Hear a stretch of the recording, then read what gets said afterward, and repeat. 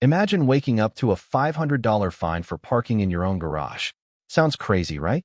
Now, imagine you're a Supreme Court judge, and the HOA president has no idea who she's messing with. Justice Marcus Cole nearly spit out his morning coffee when he saw the notice taped to his garage door. Violation notice, unauthorized parking, fine, $500, due immediately. He blinked, reading it again. Surely this was some kind of joke.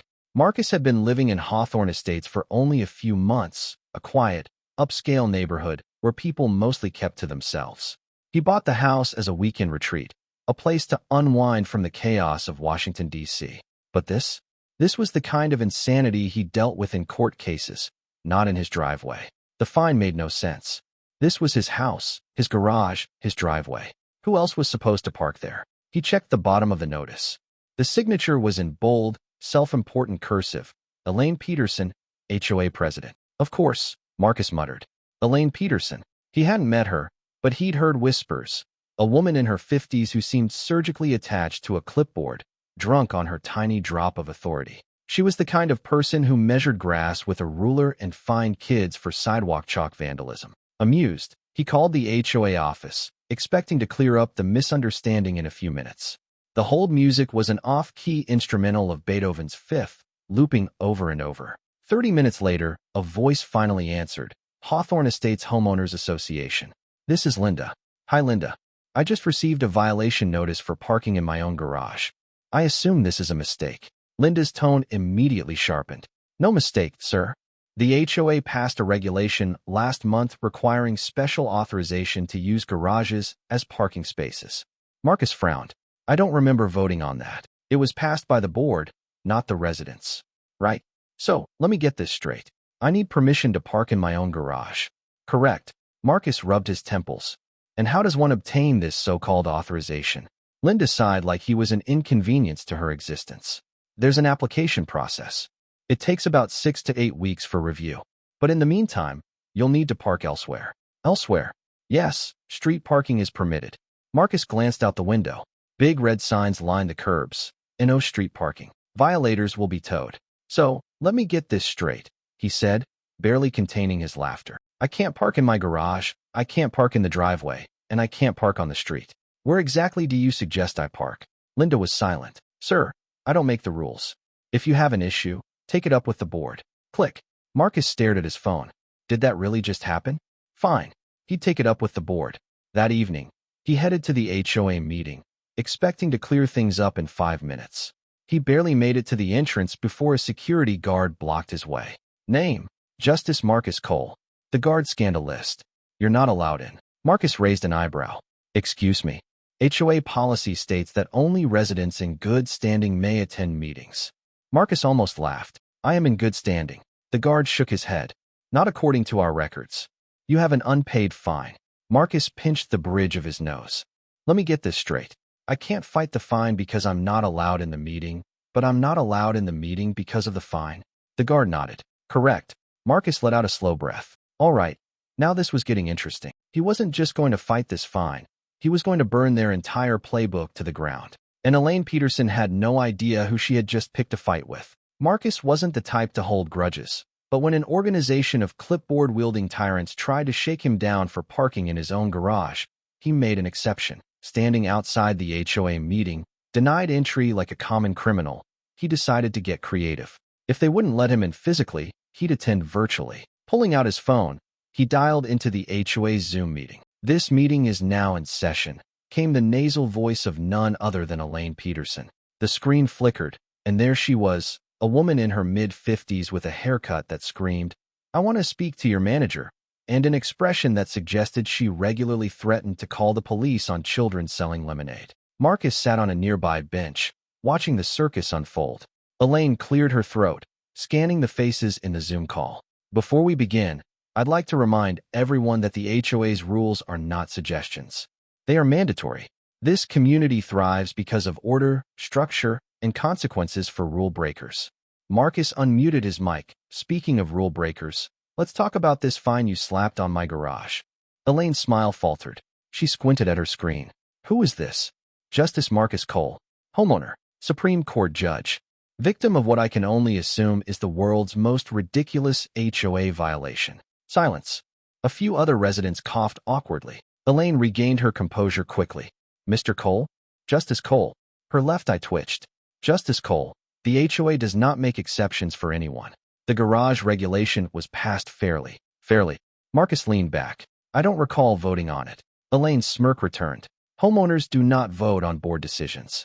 That would lead to chaos. Marcus let out a slow breath. Ah, I see. So you're a dictator with a clipboard. Elaine's smile vanished. That is highly inappropriate. So is fining me $500 for using my garage. She huffed. Rules are rules. If you don't like it, you're welcome to appeal at the HOA meeting, which I'm banned from because of an unpaid fine. Quite the racket you've got here. A few residents chuckled. Elaine gritted her teeth. Your fine has now doubled for failure to comply. Marcus laughed out loud. Oh, we're just making up numbers now, huh? Why stop at 1,000? Let's go for 10. Elaine ignored him. If you do not pay within 72 hours, a lien will be placed on your home. The Zoom call erupted into whispers. A homeowner unmuted. Wait, you can do that. Elaine nodded smugly. We can, and we will. Marcus leaned forward, deadly calm. You just made a very big mistake. Elaine smirked. Oh, and why is that? Because I'm going to make sure this HOA doesn't exist by the time I'm done with you. Elaine laughed, waving him off. Please. You're just a homeowner. You have no power here. Marcus smiled. That's where you're wrong. I have more power than you could possibly imagine. Elaine rolled her eyes. Oh, please. What are you going to do? Sue us. Marcus grinned. Bingo. The Zoom call went dead silent. Elaine scoffed. You wouldn't. Watch me. Marcus ended the call, tossing his phone into his pocket. This wasn't just about a fine anymore. This was about shutting down a corrupt HOA that had no idea they just picked a fight with the wrong man. And by the time he was done, Elaine would be begging for mercy. Marcus wasn't one to escalate problems unnecessarily. But when someone tried to extort him with bogus fines, banned him from his own HOA meeting, and then doubled the fine just for arguing, that was when he stopped being polite and started being a Supreme Court judge. Sitting at his home office, Marcus cracked his knuckles. Time to show Elaine and her HOA cronies what real power looked like. With the efficiency of a man who had written thousands of legal rulings, he drafted a lawsuit against the Hawthorne Estates HOA. He wasn't just challenging the fine. He was coming after them for fraudulent enforcement of HOA policies, unlawful property liens, failure to allow homeowners due process, and financial mismanagement. Just for fun, he threw in an injunction to freeze the HOA's ability to collect any fines until a judge reviewed the case. It took him less than 30 minutes to draft the filing. He didn't even finish his sandwich. With a smirk, he sent the lawsuit to the county clerk's office. The HOA had no idea what was coming. The next morning, Elaine strutted around the neighborhood, acting victorious. She had no idea what was waiting for her. As she settled into her HOA office, a courier knocked on the door. Delivery for Elaine Peterson, he said, handing her a thick envelope. Elaine opened it, frowned, then started reading. 5 seconds later, she shrieked so loudly that birds flew off trees. She stormed out of the office and grabbed her phone. Linda, get me legal on the phone. Now. Linda, the ever-loyal HOA assistant, scrambled to obey. Within minutes, the HOA's lawyer, some guy named Robert Miller, was on speakerphone. Elaine practically threw the papers at the phone. Do you see this? This is a lawsuit. This judge guy is suing us. We need to countersue immediately. Intimidation, harassment, emotional distress. Robert's voice was calm. I see that, yes. He flipped through the case file. Then he froze. Elaine. What? Robert gulped. This isn't just some judge guy. This is Justice Marcus Cole. Elaine frowned. So? Robert exhaled sharply. So he's a Supreme Court judge. He's one of the most powerful legal minds in the country. He's a literal nightmare for people like us. Elaine waved him off. Uffed. He's just a homeowner. Robert's voice turned into a near whisper. Elaine, he used to train judges. The man teaches law. You just fined a Supreme Court justice $500 for parking in his own garage. Elaine blinked. Well, I mean, rules are rules. Robert groaned. Elaine, he's about to drag us into court and rip us apart. For the first time, Elaine looked nervous. So what do we do? Robert sighed. You need to settle. Immediately. Elaine crossed her arms. I'm not giving him a dime. Robert rubbed his temples. Then you better start preparing for court. Because we are so screwed. 3 days later, Marcus sat in the courtroom, relaxed, sipping his coffee. Across from him, Elaine looked like she had just swallowed a lemon, and her lawyer was sweating bullets. As the judge entered, Marcus smiled. He knew this judge, Judge Elizabeth Grant. She used to be his law student. Let's get started, Judge Grant said, flipping through the case file. Justice Cole, you may proceed. Marcus stood, smooth and composed. Your Honor, this case is simple. The Hawthorne Estates HOA has imposed a fraudulent fine, prevented due process, and is threatening illegal liens against homeowners. Furthermore, I have reason to believe they have been financially mismanaging HOA funds.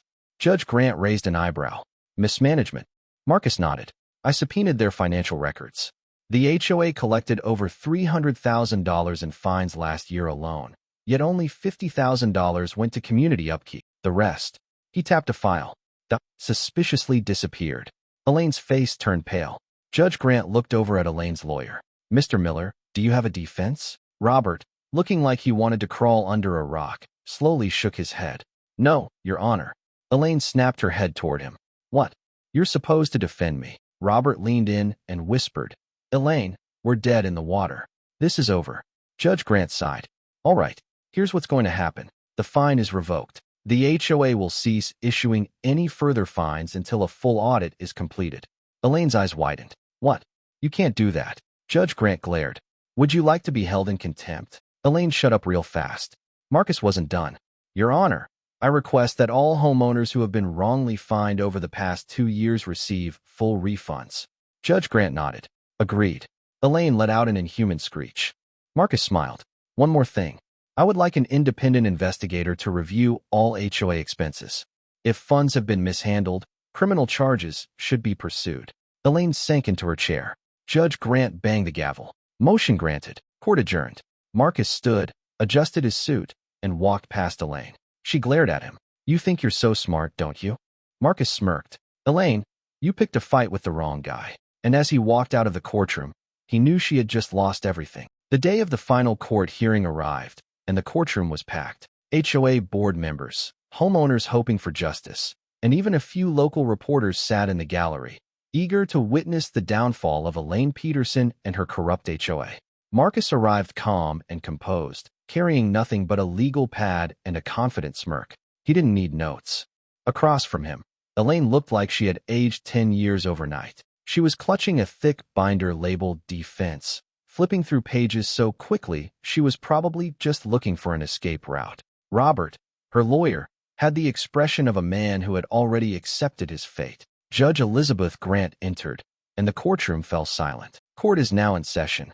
We are here to review the lawsuit against the Hawthorne Estates HOA for fraudulent fines, illegal liens, and financial mismanagement. Justice Cole, you may proceed. Marcus stood, adjusting his tie.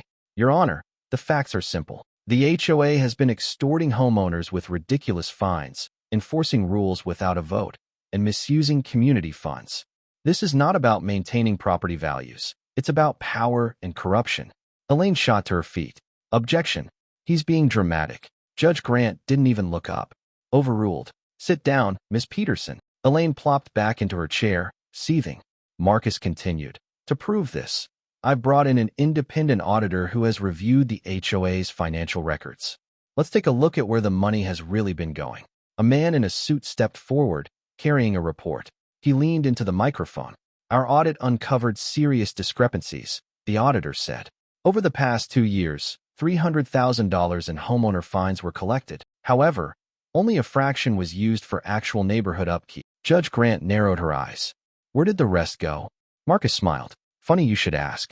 Let's pull up Exhibit A. The courtroom projector flickered to life, displaying a series of questionable HOA transactions. $7,200 administrative expenses, actually spent on Elaine's personal spa trips. $4,500 community events. 2 lavish dinners, both attended only by Elaine and her board members.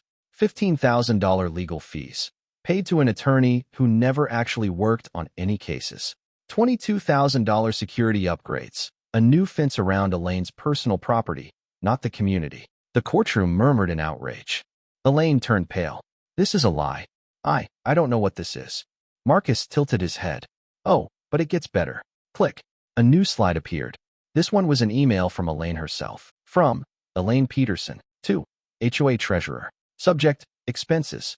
Make sure to label my vacation expenses under community beautification. If anyone asks, we were inspecting neighborhood aesthetics. The courtroom gasped. Elaine froze. Judge Grant looked livid. Miss Peterson, do you have an explanation for this? Elaine scrambled. This is clearly taken out of context. Marcus leaned forward. Please, Elaine, enlighten us. What exactly does neighborhood aesthetics have to do with your 5-star Hawaiian getaway? Elaine opened and closed her mouth like a fish out of water. Robert sighed deeply. Your Honor, my client would like to plead guilty. With a grin, Marcus interjected. The courtroom burst into laughter. Judge Grant banged her gavel. Enough. This is blatant fraud. The HOA has been stealing from homeowners for years. The court will proceed with immediate penalties. Elaine shook her head in horror. No. This isn't fair. I was only trying to help the community. Marcus smirked. By draining their bank accounts? Elaine whirled toward Robert. Do something. Robert rubbed his temples. Elaine, there's nothing to do. You're finished. Judge Grant turned back to Marcus. Justice Cole, what would you like to request as relief for the homeowners? Marcus stood. First, all fraudulent fines must be refunded immediately. Second, Elaine Peterson and any board member involved in financial fraud should be permanently banned from serving in any HOA leadership position, ever. Judge Grant nodded. Motion granted. Elaine let out a high-pitched screech, nearly knocking over her chair. You can't do this. I built this HOA. I am the law. Marcus chuckled. No, Elaine. You're just a crook with a clipboard. Judge Grant wasn't finished. Lastly, I'm recommending a full criminal investigation into Ms. Peterson's activities. Depending on the findings, we may see additional charges. Elaine gasped. Wait. No. A bailiff stepped forward.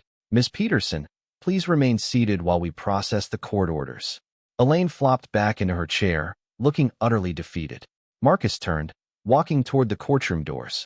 As he passed by, Elaine hissed, You think you've won. Marcus smiled. Oh, I don't think, Elaine. I know. And with that, he walked out of the courtroom, leaving behind the ruins of Elaine's pathetic little empire. Elaine Peterson sat in stunned silence, gripping the edges of the table as though the courtroom itself was tilting beneath her. The HOA board members, once confident and smug, now looked like they were waiting for the floor to swallow them whole. Marcus, on the other hand, felt no such distress. He had just done what few people had ever managed. He broke an HOA. And now, the real fallout was about to begin. That evening, news of the courtroom defeat spread like wildfire through Hawthorne Estates.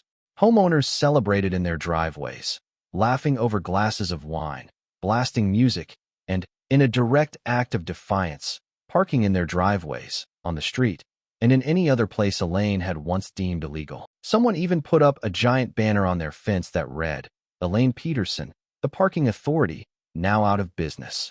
Meanwhile, Elaine had locked herself in her house, refusing to answer the door or return phone calls. Then the financial audit results hit, and that's when everything truly fell apart. A week later, the full audit was released.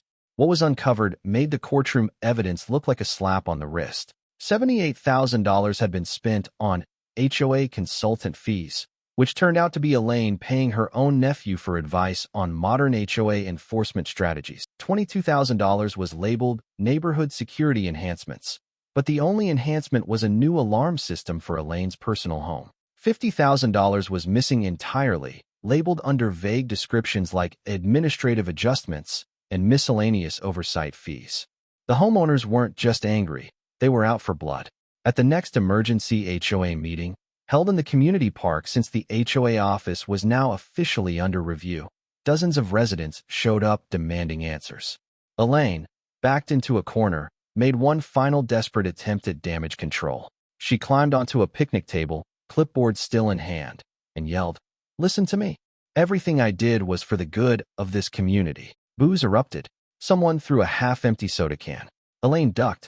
You people don't understand. Without the HOA, this neighborhood will descend into chaos. A homeowner shouted back, Chaos? Lady, you fined my grandma $200 because her bird feeder was too whimsical. Elaine sputtered. HOAs are about maintaining order.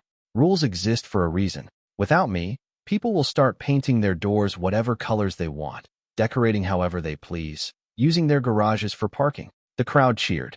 Elaine realized she had lost them. Panic set in. You can't just get rid of the HOA. You need me. That's when Marcus stood up, calm, smirking, holding an official document. Actually, Elaine, he said, we took a vote. The HOA is officially dissolved. Elaine froze. What? She whispered. Marcus nodded. We reached the threshold of homeowner votes needed to dismantle the HOA entirely. It's over. No more fines. No more ridiculous rules. No more Elaine. The crowd erupted in applause. Elaine staggered off the picnic table, looking around as if searching for an escape. She found none. For the first time, Elaine Peterson had no power. Elaine might have lost her dictatorship, but her troubles weren't over.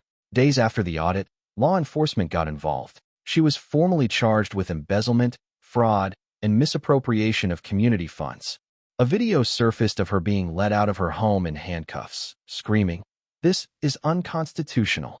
I am the law here. And then the cop closed the car door. The entire neighborhood gathered on their lawns to watch. Someone played the cops' theme song over a speaker. Marcus just stood back, sipping a coffee, enjoying the show. With the HOA dead and Elaine facing trial, things in Hawthorne Estates changed fast. Fines gone. Threats of liens dead. Elaine's stupid garage authorization policy burned in a celebratory bonfire. Homeowners started actually enjoying their properties again. And in a final act of poetic justice, Marcus used his legal expertise to block any future HOA from being formed in the community. Elaine, now completely disgraced, tried to fight it. She hired a new lawyer and filed an appeal, claiming the HOA had been wrongfully dismantled. The case was laughed out of court. Marcus didn't even have to show up. As part of her plea deal, Elaine was sentenced to community service. Her task, cleaning the very driveways she once fined people for. Every morning, she had to sweep sidewalks, scrub fences, and repaint mailboxes, all under the supervision of the very people she once ruled over. One afternoon, as Marcus was returning home, he saw Elaine begrudgingly scrubbing a neighbor's garage door. He couldn't resist. He walked over, holding a cold soda. "Hey, Elaine, need some help?" Elaine glared at him. Marcus grinned, took a sip of his drink, and walked away. It was over, and Elaine was finally paying for her reign of terror. Hawthorne Estates was a different place now. The once feared HOA was gone, and with it, the tyranny of ridiculous fines, power-hungry board members, and pointless rules. For the first time in years, people actually enjoyed living here. Driveways were full of cars, kids rode bikes without fear of getting a noise violation, homeowners painted their doors whatever color they damn well pleased, and in the center of it all, Elaine Peterson was cleaning the very neighborhood she once terrorized. Elaine had managed to avoid serious jail time, but only because she struck a plea deal. Her punishment, 500 hours of community service in Hawthorne Estates, which meant every day, rain or shine, she had to walk around the neighborhood she once ruled over, picking up trash, scrubbing sidewalks, and repainting fences.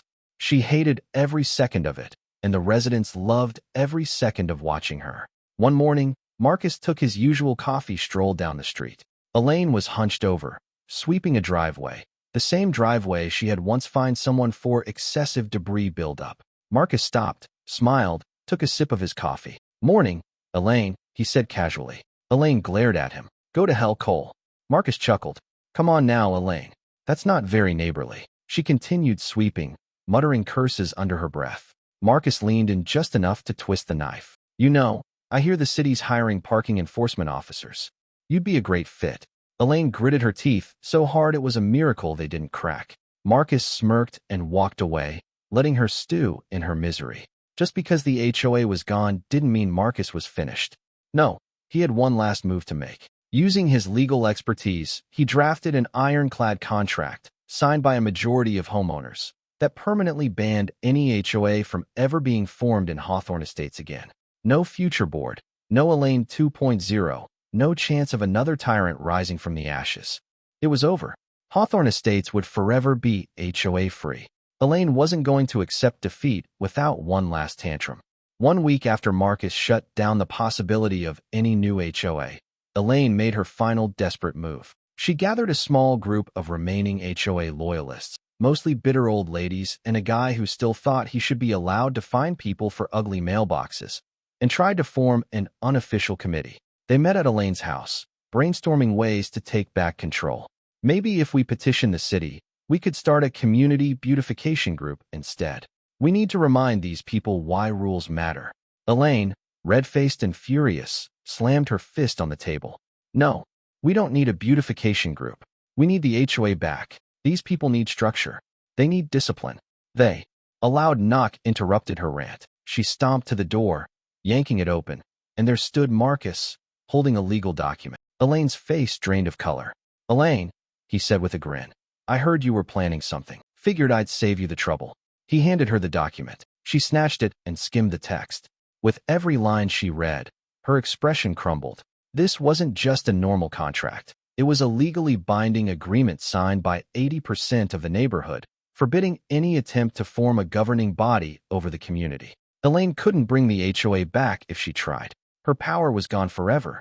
She looked up at Marcus, her hands shaking with rage. You can't do this, she whispered. Marcus smiled. Oh, I already did. And then, for the first time in her life, Elaine Peterson had nothing to say. The next weekend, the neighborhood threw a massive block party. It was a celebration of freedom. Barbecues in driveways, loud music, kids running around, people parking wherever the hell they wanted. Elaine, still forced to finish her community service, was stuck scraping off old HOA rule signs while the party raged on behind her. At one point, a neighbor handed her a burger. Hey Elaine, you should enjoy yourself, he said. This is your party too. Elaine looked at him like he had personally insulted her entire bloodline. She threw the burger in the trash and stormed off. The neighbor just shrugged and laughed. Marcus, watching from the sidelines, raised his drink to an Elaine-free neighborhood. Epilogue, where they ended up. Elaine Peterson finished her 500 hours of community service, then moved out of Hawthorne Estates in disgrace. Last Marcus heard, she was living in a tiny apartment across town, where she had already joined the local HOA board. Some people never learn. Robert Miller, Elaine's lawyer, quietly resigned from HOA law altogether. He now specializes in real estate law, probably swearing to never represent another HOA ever again. Hawthorne Estates homeowners are happier than ever. Property values actually went up after the HOA dissolved because buyers were eager to escape HOA tyranny. Justice Marcus Cole is still living in the same house, still parking in his garage, still enjoying watching Elaine's legacy crumble to dust. Final mic drop. 1 year later, Marcus received a letter in the mail. It was from a new HOA in Elaine's new neighborhood. She had been fined $500 for having the wrong shade of curtains in her windows. Marcus laughed so hard, he nearly fell out of his chair. It was poetic justice. Elaine Peterson, destroyer of driveways, queen of fines, dictator of Hawthorne Estates, had finally become the victim of the very system she once controlled. And Marcus? He just smiled and tossed the letter into the recycling bin. And that, my friends, is how you take down an out-of-control HOA. If you enjoyed this story, hit that like button, subscribe for more insane HOA tales, and comment below. What's the worst HOA story you've ever heard?